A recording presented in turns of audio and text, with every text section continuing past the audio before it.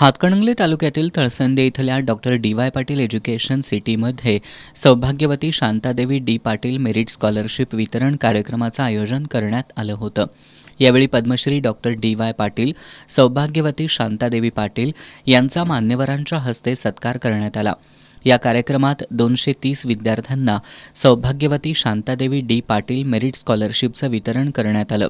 यावेळी बोलताना DMIHERचे pro chancellor आणि मुख्य सल्लागार डॉक्टर वेदप्रकाश मिश्रा यांनी डी.वाय. पाटील ग्रुपच्या माध्यमातून मिळणारी सौभाग्यवती Shantadevi D. Patil merit scholarship ही गुणवंत विद्यार्थ्यांच्या आयुष्यात आत्मसन्मान, आत्मविश्वास आणि आशेचा नवा किरण निर्माण करणारी ठरेल असा विश्वास व्यक्त केला.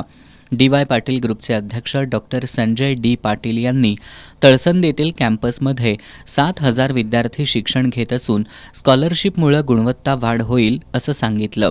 गुणवत्तापूर्ण शिक्षण, पायाभूत सुविधा, नवे अभ्यासक्रम आणि संशोधन यावर विशेष भर असल्याचंही डॉक्टर पाटील यांनी सांगितलं. कुलगुरू डॉक्टर A.K. गुप्ता यांनी आंतरराष्ट्रीय दर्जाच्या सुविधा उपलब्ध करून देत विद्यापीठाचा विकास करण्याचा मानस व्यक्त केला. डॉक्टर गुप्ता यांनी विश्वस्त ऋतुराज पाटील यांच्या संकल्पनेतून तळसंदे विद्यापीठाच्या पुढील 15 वर्षाचा मास्टर प्लॅनची माहिती त्यांनी दिली.